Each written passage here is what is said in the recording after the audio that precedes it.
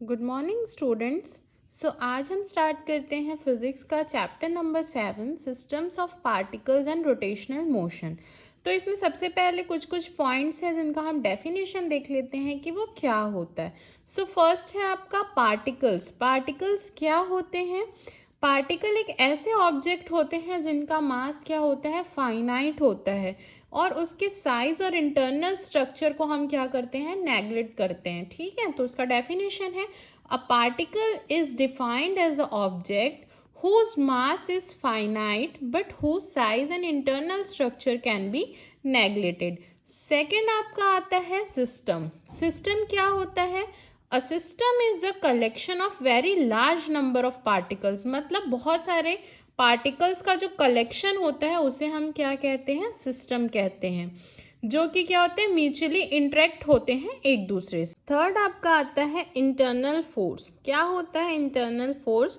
So, the mutual force exerted by the particles of a system on one another are called internal forces. मतलब ये क्या होता है, system के अंदर जो पार्टिकल्स है वो एक दूसरे पे फोर्स एक्सर्ट करते हैं, उसी फोर्स को हम क्या कहते हैं, internal forces. Fourth one is external forces. External forces क्या होते हैं? अगर कोई आउटसाइड फोर्स आपके सिस्टम के अंदर जो पार्टिकल्स है उसमें एक्सर्ट हो रहा है तो उसको हम क्या कहेंगे, एक्सटर्नल फोर्सेस। उसकी डेफिनेशन है the outside force exerted on an object by any external agency is called external force. Such a force changes the velocity of an object. ऐसे फोर्स क्या करते हैं, उस ऑब्जेक्ट की वेलोसिटी को चेंज कर देते हैं। सो ये हो गया आपका एक्सटर्नल फोर्स। नेक्स्ट आता है आपका सेंटर ऑफ मास। अगर इसको आप हिंदी में कहें तो ये क्या होता है, सारे मासेस का सेंटर। इसका मतलब एक ऐसा पॉइंट किसी बॉडी का जिसमें हम उस बॉडी की सारी मास को कॉन्सेंट्रेटेड मान सकते हैं। इसकी डेफिनेशन देख लेते हैं। The centre of mass of a body is a point where the whole mass of the body is suppose to be concentrated for describing its translatory motion. अब मान लीजिए इसको हम कैसे समझते हैं, अगर ये देखिए ये पेंसिल है, ठीक है, मान लीजिए इसका वेट है आपका 5 kg का, तो 5 kg का पेंसिल है, तो यहाँ पर इसका सेंटर ऑफ मास मान लीजिए आप यहाँ पर होगा। ठीक है, तो इस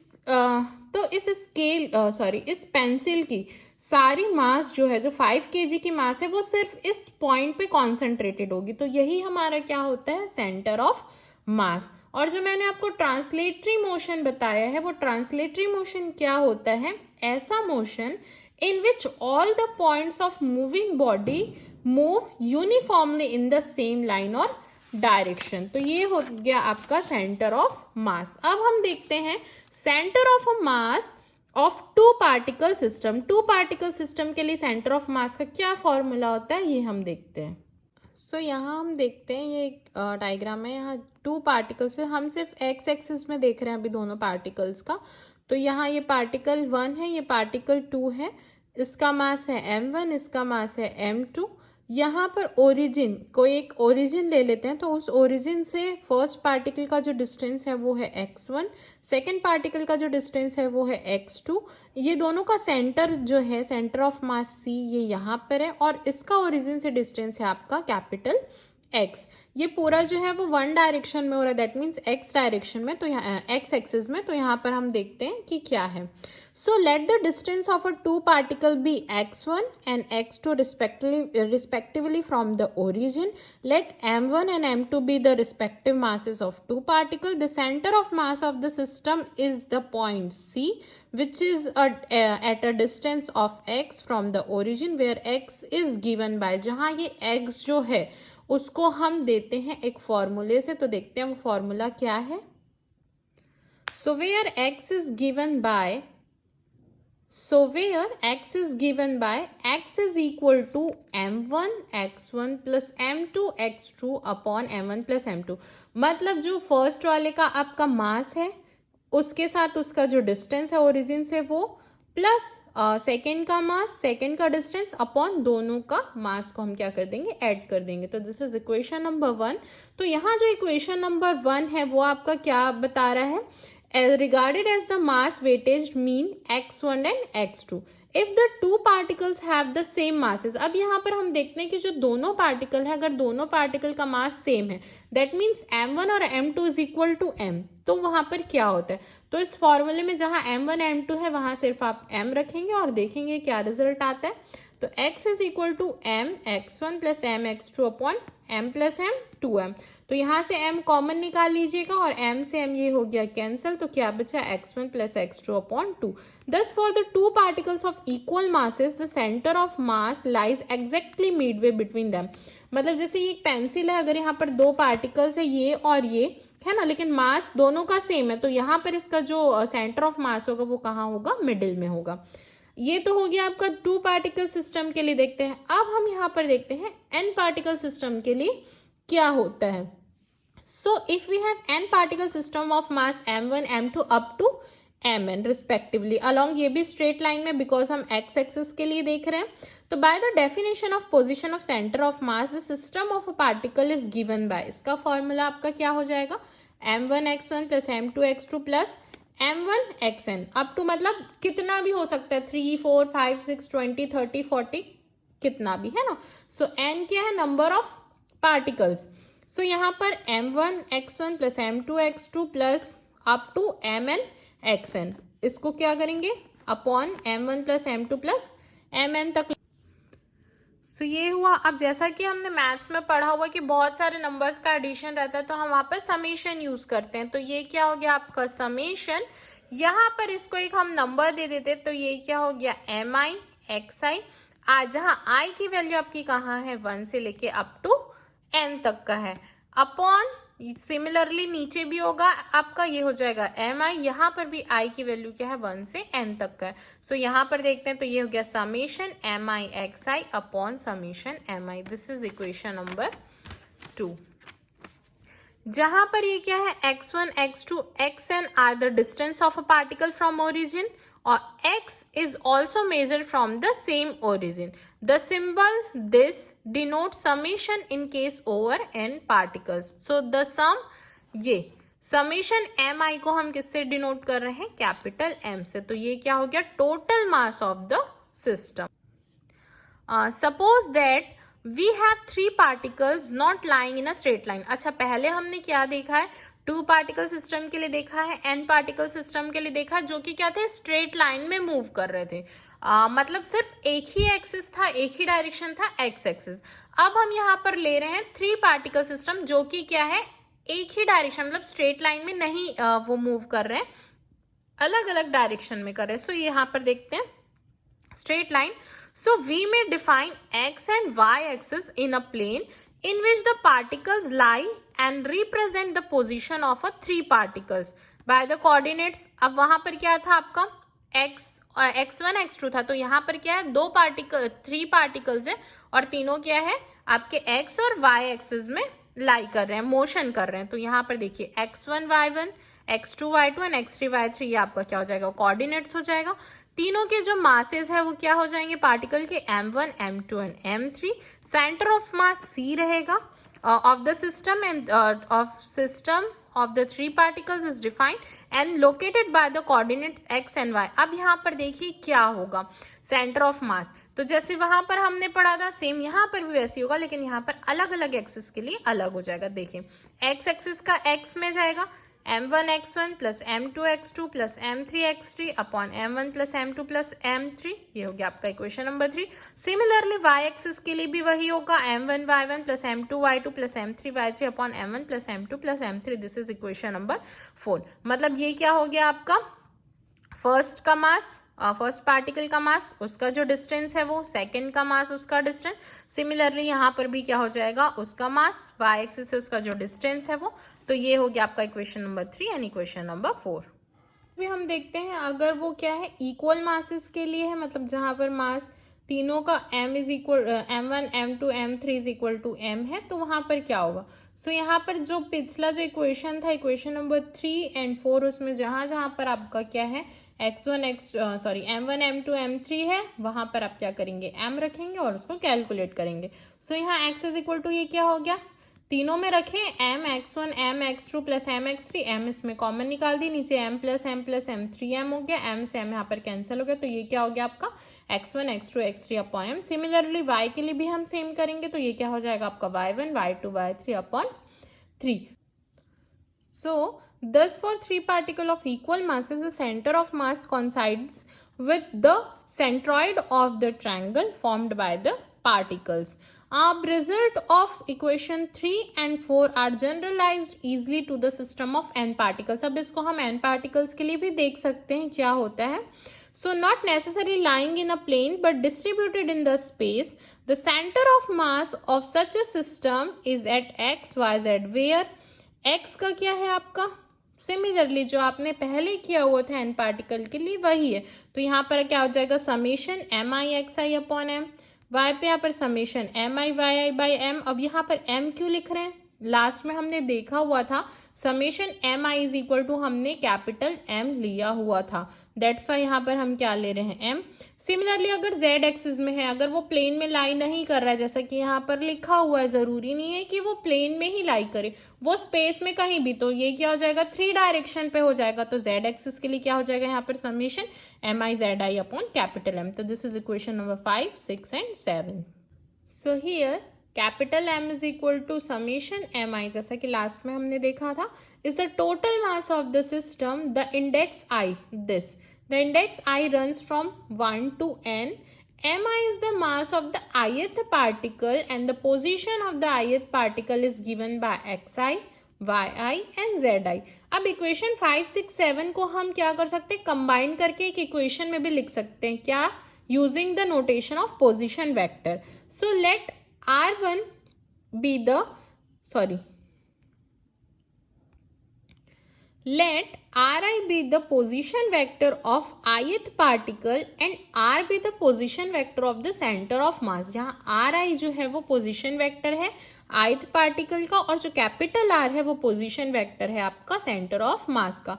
सो यहाँ पर ये क्या हो जाएगा, Ri is equal to x i cap plus y i j cap plus z i k cap, and capital R क्या हो जाएगा, capital x i cap plus y j cap plus z k cap.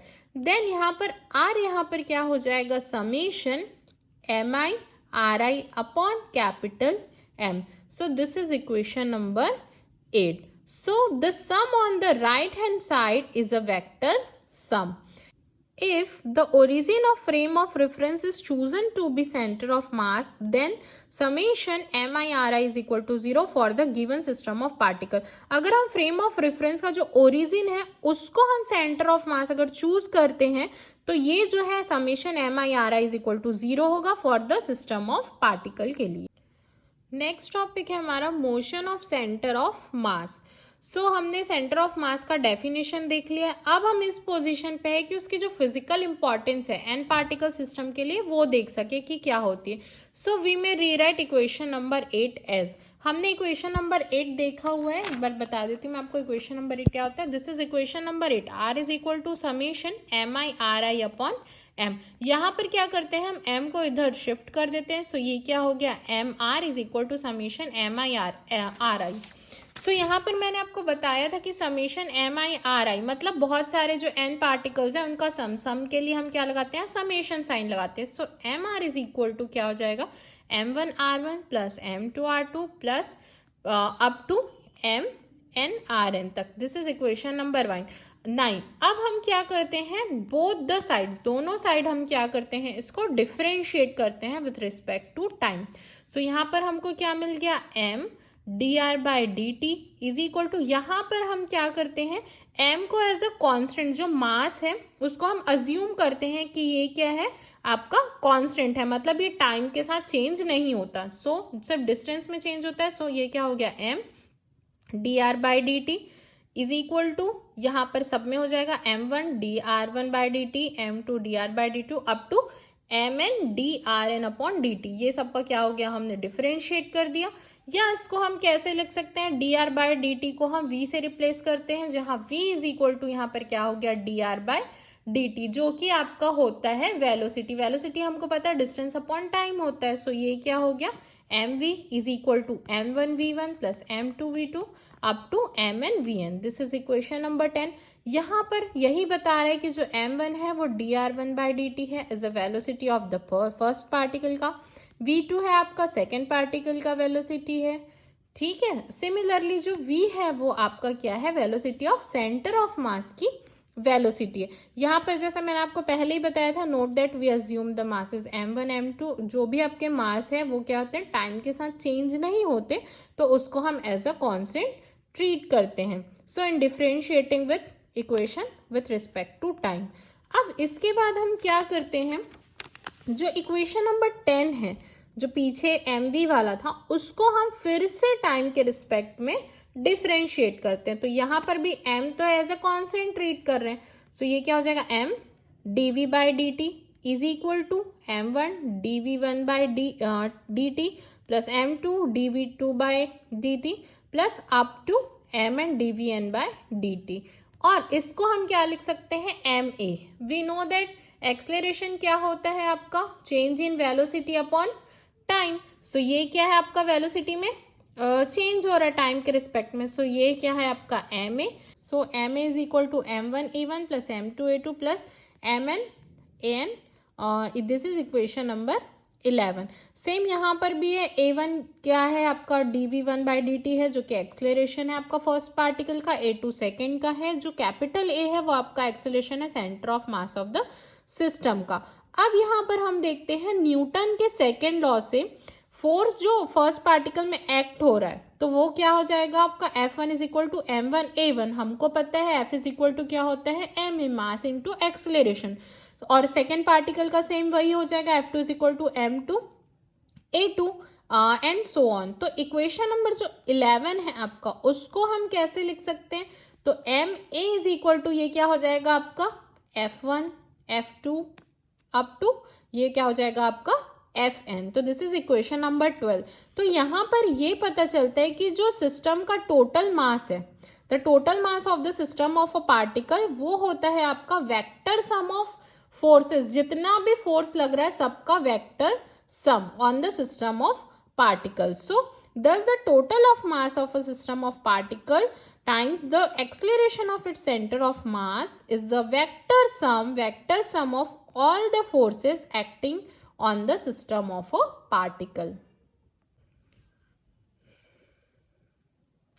So when we talk of the force F1 on the first particle, it is not a single force but a vector sum of all the forces on the first particle. मतलब जब हम force F1 की बात कर रहे हैं, जो कि आपका क्या लग रहा है, फर्स्ट पार्टिकल में लग रहा है, तो यहाँ पर ये सिंगल फोर्स नहीं लगता, ये क्या लगता है, जितने भी फोर्सेस उसमें लग रहे हैं सबका vector sum. Similarly second particle के लिए भी वैसा ही होगा. अब यहाँ पर देखते हैं कि among this forces on each particle, हर एक पार्टिकल जिसमें फोर्स लग रहा है, तो उसमें क्या होगा, एक्सटर्नल फोर्स भी कुछ ना कुछ लगेगा आउटसाइड से उस सिस्टम पे, और इंटरनल फोर्स तो लग ही रहा है. सिस्टम में जो पार्टिकल्स है वो एक दूसरे पे फोर्स अप्लाई कर रहे हैं, उसके साथ साथ आउटसाइड फोर्स भी उसमें एक्सर्ट होगा. तो यहाँ पर न्यूटन के थर्ड लॉ से हमको पता है कि जो भी इंटरनल फोर्स ऑकर हो रहा है वो इक्वल एंड अपोजिट होगा. मतलब एक पार्टिकल दूसरे पार्टिकल पे जितना फोर्स एक्सर्ट कर रहा है, सेम दूसरा पार्टिकल उतना ही फोर्स उसमें एक्सर्ट करेगा. तो उन पेयर्स का जो सम है ना, इंटरनल फोर्सेस का जो पेयर मतलब बना हुआ है, उसका जो सम है वो क्या हो जाएगा, उसका उनका कंट्रीब्यूशन ही जीरो हो जाएगा. मतलब वो भी उस पर उतना फोर्स लगा रहा है, वो भी उतना फोर्स लगा रहा है, इक्वल एंड अपोजिट फोर्स लग रहे हैं, तो वो तो जीरो हो जाएगा. तो उसका इंटरनल फोर्सेस का जो कंट्रीब्यूशन है वो उसमें क्या हो जाएगा, जीरो हो जाएगा.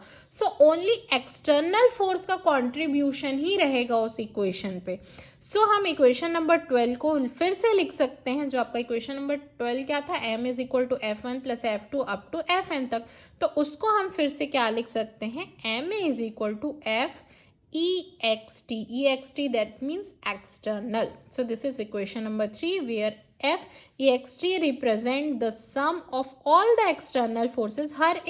हर वो external force जो उस system of particle पे exert हो रहा है वो. So m is equal to F external. So equation number 12 states that, जो पहले आपका इक्वेशन नंबर 12 था, वो क्या बता रहा है कि the center of mass of a system of particle moves if the mass of the system was concentrated at center of mass and all the external forces were applied at that point.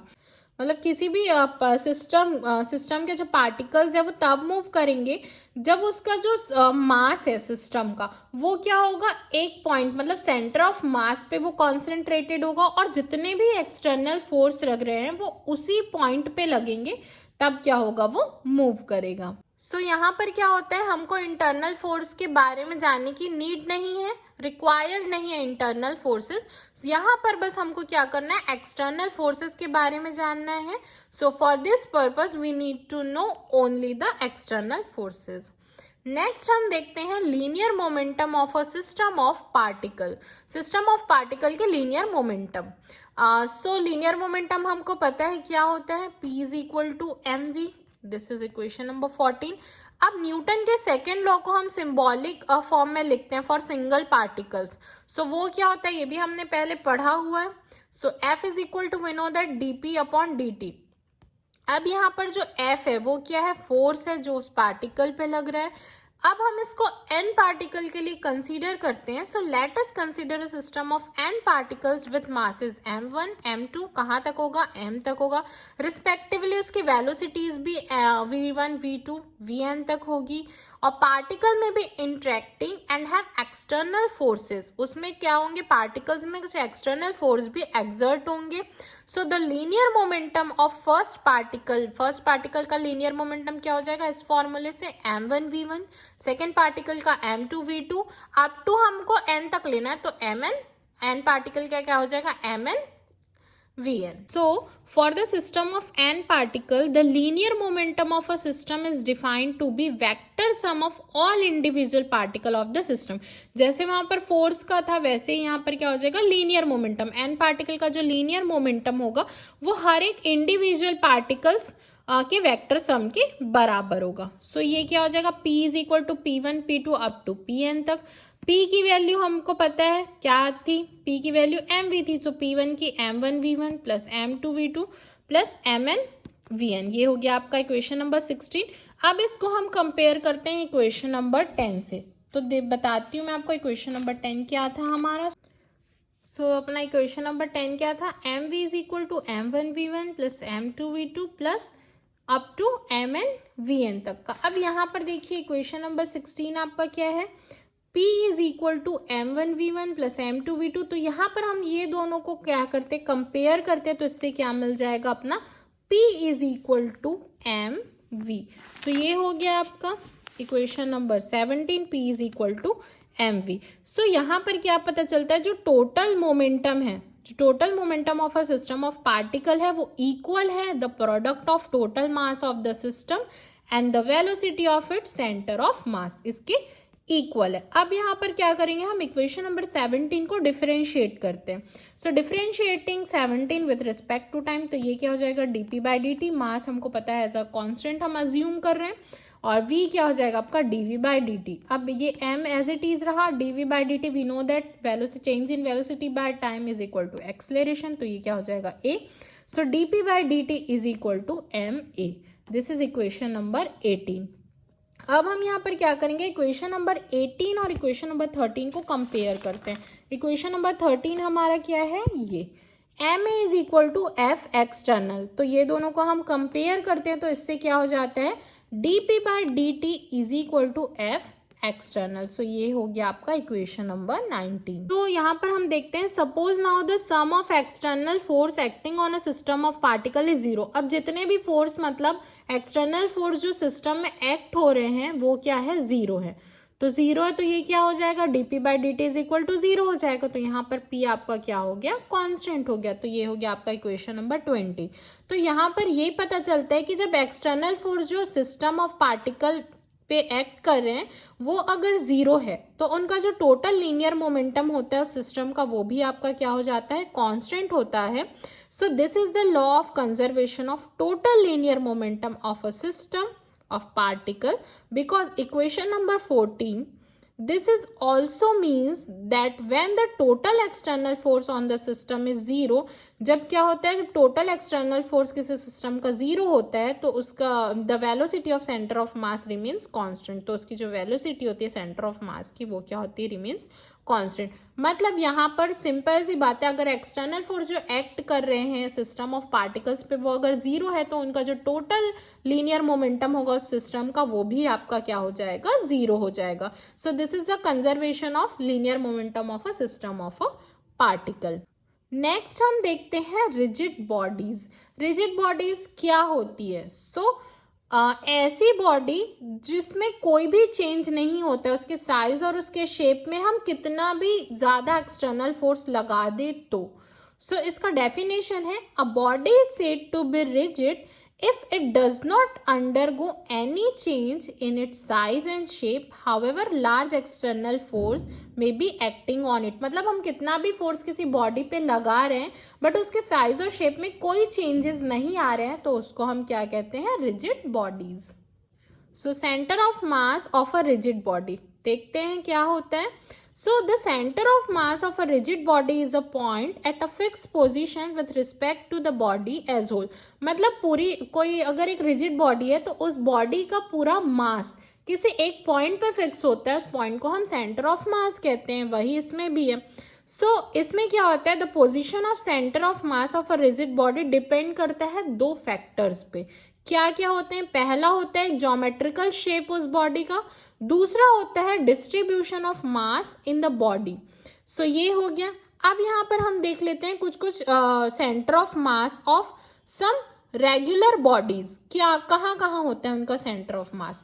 तो पहला है आपका shape of body, दूसरा आपका क्या है, उसका position of centre of mass.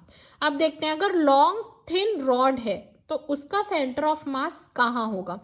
Middle point of the rod पे होगा। थिन सर्कुलर रिंग की geometrical centre of the ring पे, सर्कुलर डिस्क का भी geometrical centre of the disc पे। नेक्स्ट है आपका rectangular lamina, this rectangular lamina, तो point of intersection of diagonals, that means यहाँ पर जैसा कि मैंने पहले आपको थिन रॉड का बताया, रिंग का बताया, डिस्क का, तो ये इसके डायग्राम्स है। रेक्टेंगुलर लैमिना का उनके जो इंटरसेक्शन ऑफ डायगोनल्स होंगे वहां पर होगा। Rectangular cubical block, that means this, इसका भी point of intersection of diagonals पे होगा। सिलेंडर का मिडिल ऑफ द एक्सिस पे होगा। सॉलिड और होलो स्फीयर का ज्योमेट्रिकल सेंटर ऑफ स्फीयर पे। रेक्टेंगुलर लैमिना, दिस वन, यहाँ पर भी क्या होगा, उसके जो मीडियंस है, मीडियंस का जो इंटरसेक्शन पॉइंट होगा उस पॉइंट पे होगा। और राइट सर्कुलर कोन का होगा, a point on its axis at the distance of h/4 from its base, मतलब हाइट का क्या हो जाएगा, 1/4 हो जाएगा। h क्या है यहाँ पर, हाइट ऑफ द कोन, तो हाइट के 1/4 पे यहाँ पर क्या होगा, उसका सेंटर ऑफ मास। तो ये है आपके रिजिड बॉडी, कुछ रिजिड बॉडीज हैं उनके सेंटर ऑफ मास का पोजीशन। आगे का हम नेक्स्ट क्लास में कंटिन्यू करेंगे। Thank you students.